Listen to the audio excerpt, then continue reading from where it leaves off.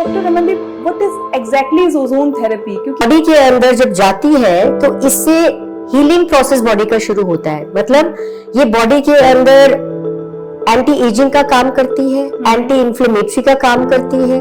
Spondylitis आजकल ये ऐसी समस्या है जो यंगस्टर से लेके ओल्ड एज तक सबको ये हो रही है। बिल्कुल। तो इस समस्या से भी क्या हमें रिलीफ मिल सकता है? बिल्कुल। तो ozone is like a miracle. नमस्कार दोस्तों, welcome to another soulful episode of pathway to healing, जहां हम बात करते हैं फिजिकल, इमोशनल और स्पिरिचुअल हीलिंग के बारे में। आज का एपिसोड एक यूनिक और लेसन ऑन थेरेपी के बारे में है। ओजोन थेरेपी ये एक ऐसी टेक्निक है जो अभी तक मेन स्ट्रीम में नहीं आई है, लेकिन इसका हीलिंग पावर बहुत ही डीप और साइंटिफिकली सपोर्टेड है। और इस बारे में हमें गाइड करने के लिए हमारे साथ हैं स्पेशल गेस्ट डॉक्टर रमनदीप, जो खुद एक डेंटिस्ट, फंक्शनल मेडिसिन एक्सपर्ट और सर्टिफाइड ओजोन थेरेपिस्ट है। अगर आप किसी क्रोनिक इलनेस, फटीग या डिटॉक्स हीलिंग जर्नी से गुजर रहे हैं तो आज का एपिसोड, आज की कन्वर्सेशन आपके लिए है। तो चलिए शुरू करते हैं आज की हीलिंग जर्नी। डॉक्टर रमनदीप, आपका बहुत बहुत स्वागत है इस पॉडकास्ट में। Thank you doctor Shubha, and it's my pleasure to be here. और मैं बहुत खुश हूँ कि आज हम ऐसे टॉपिक को लेके आए हैं जो कि लोगों को ज्यादा मालूम नहीं है इसके बारे में। जी doctor Ramandeep, what is exactly is ozone therapy? क्योंकि एक ऐसी थेरेपी है जिसके बारे में बहुत कम लोग अवेयर हैं। जी, ओजोन थेरेपी को डिस्कस करने से पहले मैं ये बताना चाहती हूँ कि एक्चुअली ओजोन होती क्या है। ओके। ओजोन एक नेचुरल गैस है जो हमारी एटमॉस्फेयर में पाई जाती है, which is an unstable form of oxygen. मतलब ये 3 एटम्स ऑफ ऑक्सीजन से बनती है ओजोन जी। जैसे ऑक्सीजन होता है O2, मतलब 2 एटम्स ऑफ ऑक्सीजन जो कि एक स्टेबल फॉर्म है, वेयरएज ओजोन वो 3 एटम्स से O3 बनता है जी। सो ये अनस्टेबल होती है and it does not stay like this for a very long time. Okay. ये ब्रेक हो जाती है जल्दी। सो इसको हम as a medical grade ozone में यूज करते हैं। जैसे आपने कहा O3 जो है O2 में जल्दी ब्रेक हो जाती है क्योंकि O3 अनस्टेबल होती है। तो यही मुझे लगता है इसका यही एक मेन जो मैकेनिज्म होगा वो यही होगा कि O3 एज इट इज नहीं रहती है, O2 में कन्वर्ट हो जाती है। और O2 ऑक्सीजन हम सबको पता है हमारी बॉडी के लिए कितना जरूरी है। बिल्कुल। अगर जैसे हम इस प्रोसेस में इनहेल करेंगे तो ओजोन हमारे लिए काफी टॉक्सिक भी तो रहेगी। ओजोन को एक्चुअली बहुत बुरा नाम दे दिया गया है। एक्चुअली हम ओजोन जो नेचर में पाई जाती है वो हमारे अर्थ के ऊपर का जो स्ट्रेटोस्फेयर है उसमें ओजोन होती है, जो कि हमारे अल्ट्रावायलेट रेस से प्रोटेक्ट करती है। ये बनती कैसे है? ये बनती इससे है कि ऑक्सीजन जब हमारे एटमॉस्फेयर में होती है that gets electrically charged by thunder, lightning, so those atoms they combine and they form ozone. Okay. But it's so beautiful कि हमारी नेचुरल मैकेनिज्म ये है कि ये ब्रेक होती है, ऑक्सीजन में बन जाती है और फिर कंबाइन करके ओजोन बन जाती है to keep a balance. But जब हमारे अर्थ के ट्रोपोस्फेयर में आती है, यहाँ पर जब हमारे अर्थ के केमिकल फ्यूम्स है, पोल्यूशन है, जब उसके साथ कंबाइन करती है तो ये स्मॉग बनती है जो कि एक इरिटेंट होता है। बिकॉज इसमें खाली ओजोन नहीं है, इसमें नाइट्रिक ऑक्साइड है, उसके अलग प्रोडक्ट्स सब तरह के पोल्यूटेंट्स हैं। यस। तो वो जब हम इनहेल करते हैं तो वो एज एन इरिटेंट हमारे लंग्स को इरिटेट करता है जी। बट ओजोन अगर हम एज सच गैस को ले वो डेफिनेटली एक इरिटेंट है और हम इनहेल नहीं कर सकते।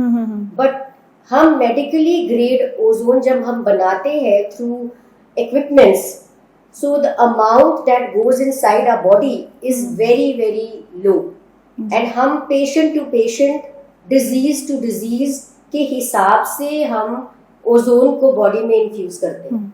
सो ओजोन थेरेपी का मैकेनिज्म क्या होता है? कैसे ये हम ओजोन थेरेपी दी जाती है? थ्रू इंजेक्शंस या फिर IV ड्रिप्स या कोई मेडिसिन के थ्रू? ओजोन, क्योंकि हमने ऑलरेडी डिस्कस किया कि एक अनस्टेबल फॉर्म है, जब ये बॉडी के अंदर जाती है within few minutes it breaks and forms oxygen and O. That means it releases reactive oxygen species and products of LPO, जिसको हम कहते हैं लिपिड peroxidation.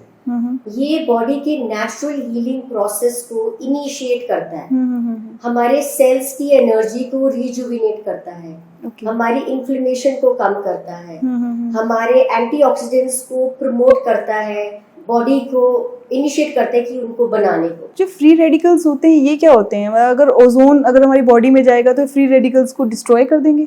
देखिए, फ्री रेडिकल्स हम हमेशा प्रोड्यूस करते हैं, whether we are breathing, whether we are eating, whether we are doing any movement, free radicals एक end product body का बनता ही बनता है. So when ozone goes in and it releases reactive oxygen species, वो free radical को absorb करता है. Okay. And उससे क्या होता है, हमारे free radicals की quantity reduce होती है. ओजोन थेरेपी है डॉक्टर रमनदीप, ये हमारी इम्यूनिटी सिस्टम को बूस्ट करता है या फिर डिजीज पर ही टारगेट करता है?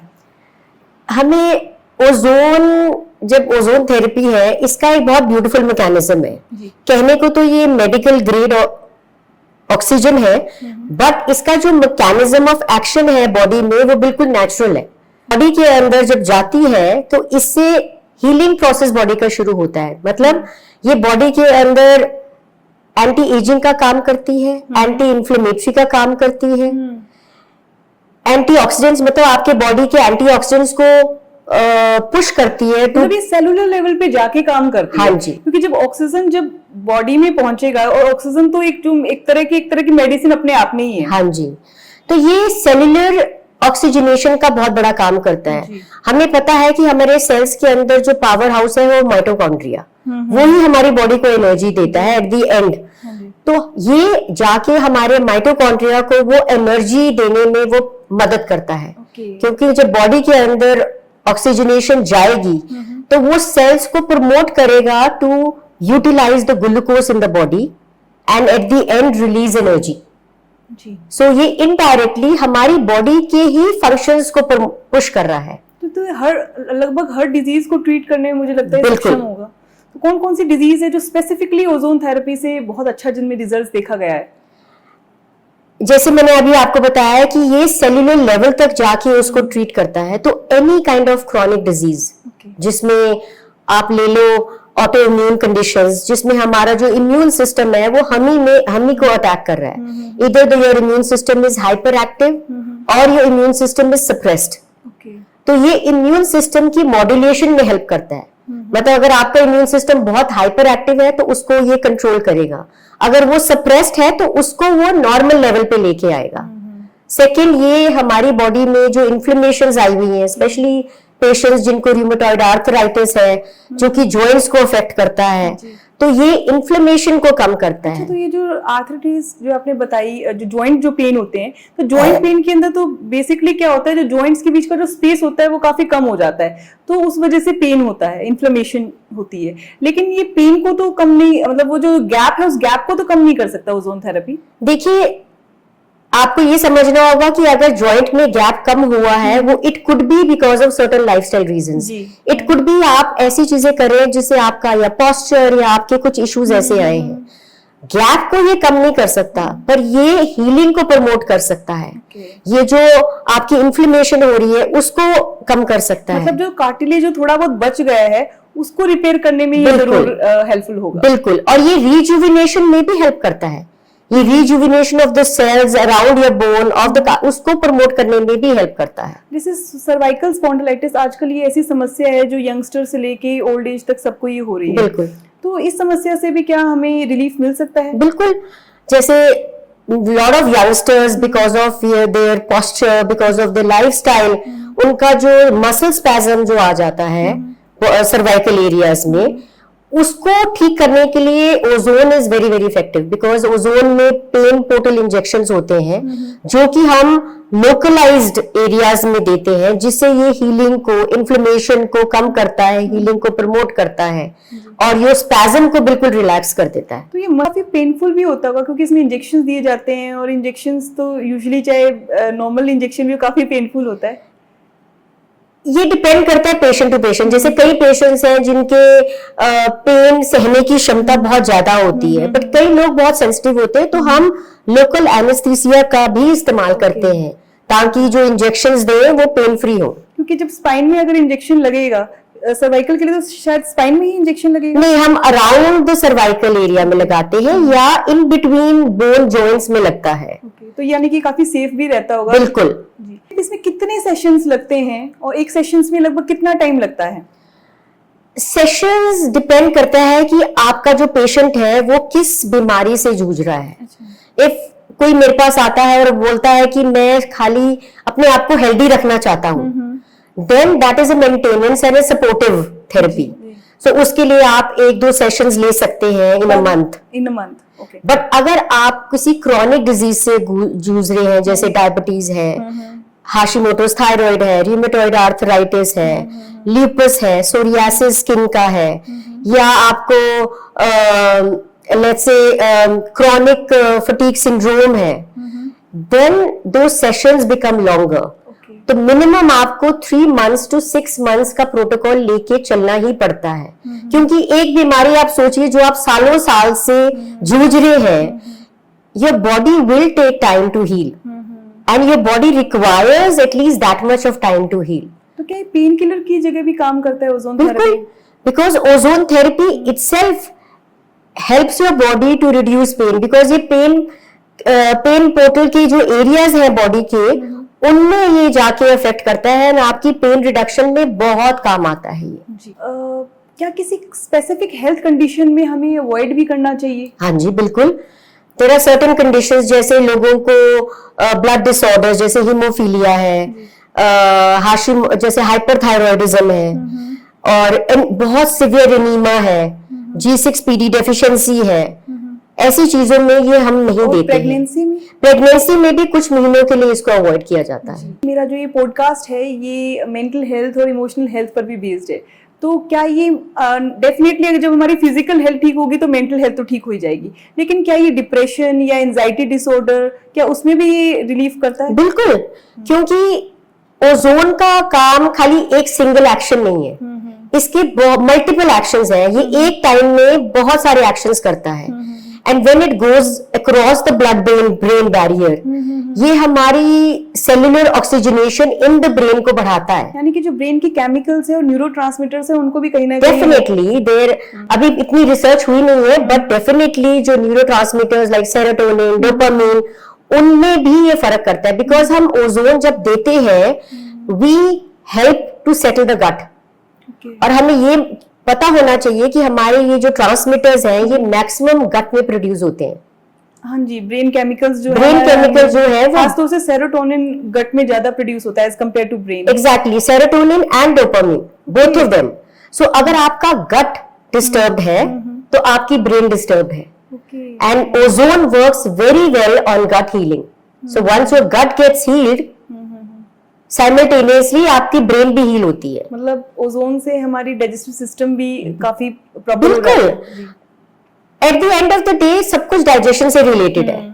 जो हम सोच रहे हैं, जो हम खा रहे हैं, वो सब डाइजेशन से रिलेटेड है. बहुत सारी बीमारियां ही इसलिए हो रही है क्योंकि हमारी बॉडी में टॉक्सिन्स हमने एक्यूमुलेट कर रखे हैं. बिल्कुल, क्योंकि ओजोन क्या है, ये एक डिटॉक्सिफिकेशन एजेंट भी है. ये हमारे जो डिटॉक्सिफाइंग एंजाइम्स हैं, जो फेज 1 और फेज 2 है, उनको ये प्रमोट करता है. तो जब हमारी डिटॉक्सिफिकेशन एंजाइम्स एक्टिवेट होती हैं तो हमारे जो डिटॉक्स के पाथवेज हैं वो प्रॉपर फंक्शनिंग में आते हैं. और ओजोन इंडस्ट्रीज में भी एज अ जर्मिसाइड भी यूज होता है. तो ये हमारी बॉडी के अंदर भी जो हार्मफुल जर्म्स हैं उनको भी किल करने में हेल्प करता होगा. ये एक anti bacterial, anti viral, anti parasite है. हमें ये सोच के चलना चाहिए कि जब हम लगातार इतनी ज्यादा एंटीबायोटिक्स, इतनी ज्यादा पेन किलर्स लेते हैं, हमारी बॉडी रेजिस्टेंट हो जाती है towards diseases. And ozone bacterial wall, viral wall जो एक रेजिस्टेंट बना लेते हैं, उनको ये बहुत अच्छी तरह से ब्रेक करता है. तो स्पेशली वुमेन जिनको लगातार यूटीआई इन्फेक्शन है, वेजाइनल डिस्चार्ज हो रहा है, या कोई ऐसा इन्फेक्शन है जो कि ठीक ही नहीं हो रहा है, fungal infection, ozone works very well because ये डायरेक्ट टारगेट होता है उनके दीज जर्म्स के लिए. तो उनकी जो बायोफिल्म बनी होती है ये उनको ब्रेक करता है. So once the biofilm breaks, the virus और the bacteria can not stay in the body for a very long time. और जो ओजोनेटेड ऑयल्स है आजकल, इसका भी बहुत चल रहा है. ओजोनेटेड वाटर का भी चल रहा है, खासतौर से जब हम वेजिटेबल्स को क्लीन करने के लिए ऐसे कहते हैं ओजोनेटेड वाटर यूज करो. शायद इसलिए कहते होंगे क्योंकि वो एक जर्मिसाइड है तो वो किल करता है बैक्टीरिया. तो आप ये सोचिए कि जैसे हम ओजोनेटेड वाटर जो कि वेजिटेबल्स को साफ करने में यूज होता है, वही मेडिकेटेड ओजोनेटेड वाटर जो हम अपनी लैब्स में बनाते हैं, जब हम वो बॉडी में डालते हैं उसका कितना असर होता होगा. It helps to remove lower your acidity. जिनको एसिड रिफ्लक्स रहता है और जिनको स्टमक में डाइजेस्टिव इश्यूज रहते हैं, and if they take ozone water, it is very very beneficial for them. और जो ओजोनेटेड ऑयल होता है क्या उसकी मसाज करके भी हमें ओजोन हमारी स्किन तक पहुंच बिल्कुल, लाइक स्किन इन्फेक्शंस जो आते हैं, dryness, eczema, when we use ozonated oil it provides oxygenation on the skin और वो हीलिंग में बहुत इफेक्ट करता है और जो आपके इन्फेक्शंस होते हैं वो उनको हील करता है अच्छी तरह ये से। जो डर्मेटोलॉजिस्ट वाली फील्ड है इसमें तो ओजोन बहुत यूज होता है, डेंटिस्ट में भी यूज होता है, लेकिन फिर भी हमारी कंट्री में ओजोन को एक मेन स्ट्रीम की तरह नहीं देखा जाता, एक मेन स्ट्रीम थेरेपी की तरह नहीं देखा जाता है। क्योंकि देखिए eight the end of the day ये गैस है हाँ जी। और गैस को पेटेंट करना बहुत मुश्किल है, प्लस इसकी रिसर्च लार्ज स्केल में करने के लिए बहुत ज्यादा फाइनेंशियल फंडिंग चाहिए जो कि pharmaceutical industry is not going to invest into it. So धीरे धीरे इसके आई मीन रिसर्चेस हो रही है और कई जगह पे इसको full on as a therapy. जी मैं पढ़ रही थी जर्मनी, इटली और यूएसए के कुछ पार्ट्स में तो बिल्कुल ओजोन थेरेपी को एक मेन स्ट्रीम थेरेपी माना गया है। बिल्कुल, ये अबाउट 41 कंट्रीज हैं जहां पर इसको as an alternative method and a supportive method use किया जाता है, you know, to enhance your immune system to fight against a particular disease. मुझे लगता है डॉक्टर रमनदीप ओजोन थेरेपी का एक जो फैक्टर रहा होगा वो कॉस्ट फैक्टर भी रहा होगा, तो क्या ये इलाइट लोगों के लिए है या फिर इलाइट थेरेपी है या फिर ये मिडिल क्लास लोग भी इसे अफोर्ड कर सकते हैं? देखिए इसकी जो रेंज है कॉस्ट वाइज, अगर आप मान के चले कि it's not that expensive, it varies from place to place, it varies from city to city, but अगर आप रोज की मेडिकेशंस के अपने बिल लेंगे उसके हिसाब से ये बहुत सस्ती पड़ती है, क्योंकि जो इसकी एफिकेसी है इन treating diseases is very very good. आप डिजीज तो ट्रीट होगी, मुझे लगता है जैसे आप बात कर रहे थे एंटी एजिंग की बात कर रहे थे, तो यानी कि एक तीर से कई निशाने लगेंगे, आपकी डिजीज भी ठीक होगी, आपकी स्किन भी अच्छी हो जाएगी। मैं कहती हूँ डॉक्टर शुभा, जो लोग ओजोन करा के अपना ट्रीटमेंट प्रोटोकॉल खत्म करते हैं उनको अपने आप को बहुत यंग फील होता है, क्योंकि they feel there is a glow on their skin, their mental health has improved drastically, they feel rejuvenated, they feel happy and they're not dependent on medications जो रोज के पेन किलर्स हैं या जो रोज के steroids हैं या एंटीबायोटिक्स हैं वो नहीं लेने पड़ते। पर इन सब चीजों में I want to tell you one thing to all the listeners कि अगर कोई सोचे कि ओजोन थेरेपी हमने कर ली तो बस सब कुछ ठीक है, नहीं, it is very important to have a good lifestyle.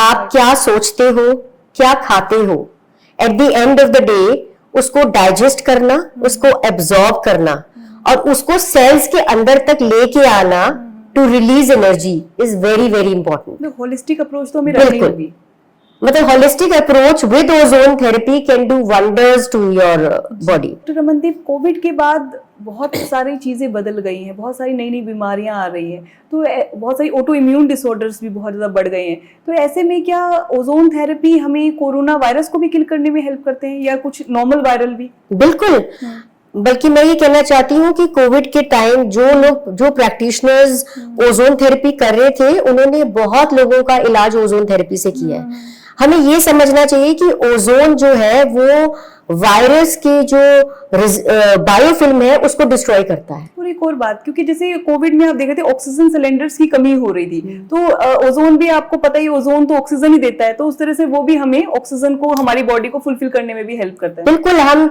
जिनको ब्रीदिंग के इश्यूज आ रहे थे और जिनको ओजोन के प्रोटोकॉल्स दिए गए हैं उनको बहुत बेनिफिट हुआ है। एंड जैसे आपने पूछा कि कोविड के बाद लोगों के बहुत ऑटो इम्यून मार्कर्स या सडनली कोई ऐसी डिजीज जो कभी सुनी भी नहीं थी वो हो गई। वी नीड टू अंडरस्टैंड कि कोविड के बाद इन्फ्लेमेशन लेवल्स बॉडी में बहुत ज्यादा बढ़े हैं, ऑक्सीजनेशन बहुत ज्यादा कम हुई है। सो इससे जो हमारा बॉडी का जो इम्यून सिस्टम है वो बहुत ज्यादा हाइपर हो गया and we started having lot of issues regarding auto immune conditions, skin issues, mental health issues. Ozone therapy works on the cellular level. So ये क्या करता है, ये हमारे इम्यून सिस्टम को बूस्ट करता है, हमारी सेलुलर ऑक्सीजनेशन लेवल को ठीक करता है। इससे क्या होता है, हमारी बॉडी का जो हाइपोक्सिया है, हाइपोक्सिया मतलब when you have less oxygen, उसको कम करता है। प्लस हमारा जो ब्लड है it becomes heavy with toxins, so ये टॉक्सिन्स को डिटॉक्सिफाई करता है। मुझे लगता है ब्लड सर्कुलेशन को भी ये हेल्प करता होगा। जैसे कि जब हमें पेन होती है या स्वेलिंग होती है, तो स्वेलिंग के टाइम में क्या होता है, जब हम ओजोन, मुझे लगता है ओजोन देते होंगे तो ऑक्सीजन का जब फ्लो बढ़ता होगा तो उससे वो स्वेलिंग भी कम होती होगी। आप ये देखिए डॉक्टर शुभा कि जब हम ओजोन देते हैं और सेल्स के अंदर जब ओजोन जाता है, हमारे जो सेल्स हैं वो हमारा जो बॉडी की ग्लूकोज है उसको एब्जॉर्ब करना शुरू करते हैं टू रिलीज एनर्जी। ओके। जब एनर्जी रिलीज होती है वो बॉडी के अंदर जब जाती है in different parts, it rejuvenates, और एनर्जी भी रिलीज करेंगे और ग्लूकोज को ब्रेक डाउन भी करेंगे। Yes. और अगर अदरवाइज ग्लूकोज जब ब्लड में रह जाएगा तो डायबिटीज ही बनाएगा। एग्जैक्टली। अब डायबिटीज वालों को, जिनको टाइप 2 डायबिटीज है, they become insulin resistant. Why do they become insulin resistant? Because their cells are not absorbing glucose which is in their blood. So ozone is like a miracle. Why? Because it helps the cells to absorb, take up those glucose and release energy. इससे हम insulin resistance से insulin sensitivity पे आ जाते हैं। जी, आपने thunder की उस time बात कर रहे थे, जब बारिश होती है, जब ठंडर होता है, स्टॉर्म होते हैं, तो उसके बाद जब एक बार शांति हो जाती है तो तब बहुत ही फ्रेश ऑक्सीजन होती है। तो क्या तब भी ओजोन अवेलेबल होती है हमारे एटमॉस्फेयर में? बहुत कम मात्रा में। अच्छा। मतलब इतनी नेग्लिजिबल होती है कि उसका कोई असर होता भी नहीं। मतलब वो थेरेपी के लिए एज नहीं कर सकते, यानी कि ओजोन तो हमें आर्टिफिशियली हम लैब में ही बनानी पड़ती है, क्योंकि जैसा आपने कहा कि वो अनस्टेबल है तो उसे प्रिपेयर करके रखना पड़ता है। बिल्कुल। ओजोन एक बहुत साइंटिफिक तरीके से बनाई जाती है, जिसमें हम highly pure form of oxygen को इलेक्ट्रिकल चार्ज करके उससे हम ओजोन जनरेट करते हैं, जिसमें 99.5 to 95% ऑक्सीजन होती है एंड 0.5 to 5% ओजोन होती है। अच्छा, तो ओजोन की मात्रा काफी कम होती हाँ है। जी। यूजुअली ऑक्सीजन और ओजोन का ही मिक्सचर होता है, और जिसमें ऑक्सीजन ज्यादा होती है और वो हमारे ब्लड के अंदर इन्फ्यूज की जाती है। बिल्कुल। और इसके डिफरेंट तरीके हैं इन्फ्यूज करने के, जैसे रेक्टल इंसफिलेशन, ब्रीदिंग से भी बिकॉज ब्रीदिंग में हम जैसे कहते हैं कि ब्रीदिंग टॉक्सिक होता है, बट हम डायरेक्ट ब्रीदिंग नहीं देते। हम ओजोन को एक ऑयल के मीडियम से पास करते हैं, जिससे ओजोन का स्ट्रक्चर चेंज हो जाता है एंड इट बिकम्स टर्पिनॉइड्स। पर फिर भी मुझे लगता है जब हम सीधा जो ब्लड में जाता होगा, जो हम इंजेक्ट करते हैं, वो शायद ज्यादा इफेक्टिव होता होगा, क्योंकि एकदम से हमारी ब्लड में ऑक्सीजन आ जाता है। नहीं, ऐसा नहीं है। डिफरेंट मोड्स ऑफ ट्रीटमेंट जो है उन सबसे डायरेक्ट ब्लड में जाता है, चाहे वो रेक्टल है, चाहे वो ब्रीदिंग है, चाहे वो डायरेक्ट बाय ब्लड है, एनीथिंग वो डायरेक्ट जाके उसके असर होते हैं। And with in let's say about 5 sessions में आपको फर्क लगना शुरू हो जाता है। कई लोगों को तो by 1 session only they start feeling better. कई बार आपको पेशेंट से कुछ सुनने को मिलता होगा कि ये करने से हमें ये हो जाएगा, वो हो जाएगा, तो लोग, बहुत सारे लोग हैं जो हेजिटेट करते हैं। तो क्या ऐसे कोई और मिथ भी हैं जो आपने सुने हो? बिल्कुल। लोग बहुत मेरे पास जब आते हैं वो कहते हैं कि अगर हम इसको इनहेल कर लेंगे या हम इसको बॉडी में ले लेंगे तो हमें कुछ हो तो नहीं जाएगा या हम बीमार तो नहीं हो जाएंगे। I just want to tell everybody that yes, ozone is made in a medical and scientific way, but जो इसका तरीका है बॉडी में काम करने का वो 100% नेचुरल है। ये बॉडी के खुद के इम्यून सिस्टम को ट्रिगर करता है टू हीलिंग। तब ये नेचुरल थेरेपी में ओजोन थेरेपी एक बहुत ही इफेक्टिव टेक्निक भी होती है। बिल्कुल, it is a alternative method and a supportive method. अगर कोई कहता है कि मैं XYZ ट्रीटमेंट करा रहा हूं, अगर उसके साथ वो ओजोन थेरेपी कराएंगे तो इट विल डेफिनेटली बेनिफिट।